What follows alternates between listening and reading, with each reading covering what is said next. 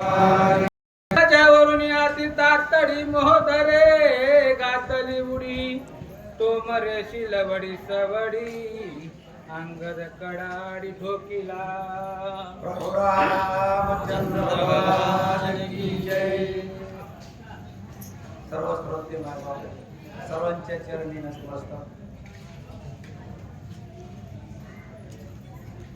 हनुमंतरायाच्या चरणी साष्टांग दंडवत प्रणिपात. अशा प्रकारे असणारी कथा. तीन मुले आहेत राजा रावणाचे. तिघा संघ एकटा अंगद युद्ध करतो. पण ज्या वेळेला अंगद युद्ध करीत होता त्यावेळेस मोहदर राक्षसानं हत्तीवरून अंगदावर झेप घेतली. परंतु अंगद इतका चपळ होता त्याने कुठल्याही प्रकारचं न टळमळता त्या मोहदरासंग युद्ध करायला सुरुवात केलं. पण त्यांना असा विचार केला होता की अंगदाला एक वेळेस त्या असणाऱ्या देवांतकाच्या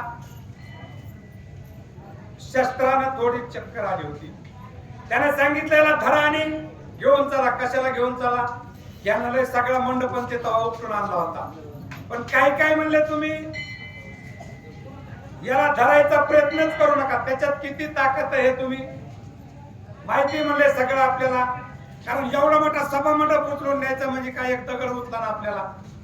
अशा प्रकारे असणार अंगद त्या तिघा संघ युद्ध करीत आहे. देवांतकाची अवसरी परिका घेवनी या तरी अंगद ताडीला हृदयावरी गरजे गड परीग नावाचं असं एक तलवारी सारखं असते. त्यानं त्या हातामध्ये घेतला आणि अंगदावर गेला. छातीवर त्या ठिकाणी मारलं. छातीवर मारल्याच्या नंतर त्याला थोडी चक्कर आल्यासारखी झाली. कारण अंगद एक असा वीर होता की ज्यानं रावणाला बगलात धरूनच समुद्रामध्ये 7 समुद्रामध्ये आंघोळ केली होती. त्याचा हा मुलगा अंगद असणारा एवढा शक्तिशाली होता. त्याचा परिघ त्या ठिकाणी छातीमध्ये लागल्याच्या नंतर काय करावं लागला.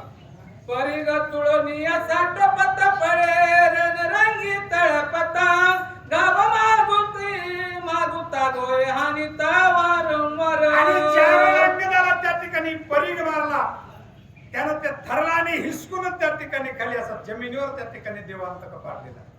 तिघे विराती विख्यात सबळ बळे गाव घालित अंगद नवे व्यात भूत गाय गामानी तत्र न पाय. युद्धाचा त्या ठिकाणी नियम कसा असतो की एकावर एकानंच युद्ध करायचं. पण त्या ठिकाणी त्यांना नियम म्हणला तिघांनी त्या ठिकाणी अंगदाला मारायला सुरुवात केली तीनही बाजूने.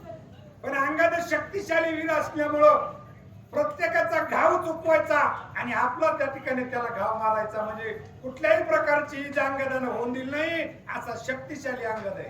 अंगदे उडून या कडारी गजाशी देता पै थापडी डोळे फाडून या बुडी रण पडी पाडी. आता मोहदर त्या ठिकाणी असणारा हत्तीवर बसलेला होता. अंगदानं काय केलं उडी मारली आणि एक अशा प्रकारे चापट त्या हत्तीला त्या ठिकाणी मारले.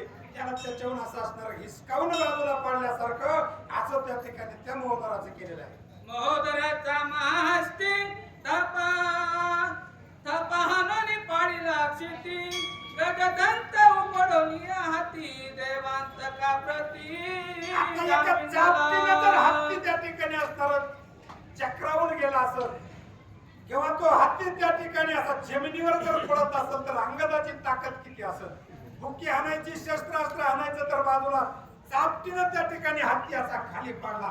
पाडून अंगदानं त्याच्या असं मुंडक्यावर पाय दिला आणि त्याचा दात त्या ठिकाणी उपटून घेतला. आणि अंगद त्याच दाताने पुन्हा या ठिकाणी युद्ध करू लागलेला आहे.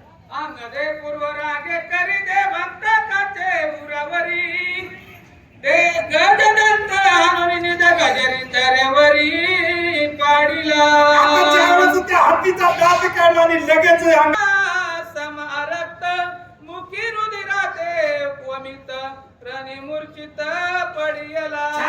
त्या ठिकाणी अंगदानं दातानं मारायला सुरुवात केल्यावर तो त्या ठिकाणी जमिनीवर मातीवर त्या ठिकाणी असा डोळू लागला. अंगदाने इतका नाका तोंडातून रक्त येऊस मूर्त्यास्पन्न त्या ठिकाणी तो मोहदर पडलेला आहे. तोंडी सुटले रक्त तडपडी हात पाय स्वयंवडी अति कष्टाच्या पडी पाडी मूर्छा दाढी भाजली. आणि त्या ठिकाणी अंगदानं लगेच काय केलं, त्याला मारल्यावर असं त्या ठिकाणी तडपडू लागला, हातपाय त्या ठिकाणी पडू लागला. अंगदानं तसंच त्या ठिकाणी त्याचे हातपाय असे फिरगायला सुरुवात केली. अशी त्या ठिकाणी युद्ध अंगद करू लागलेला. मूर्छा बांधोनी संपूर्ण देवांत का स्वयं आपण परी घेऊन दारुण अंगदाचान ठोकिला. आता त्या ठिकाणी मूर्छास्पन्न पडला. इकडून त्या ठिकाणी देवांतकानं काय केलंय पाहिलं, आपला परिघ त्या ठिकाणी असताना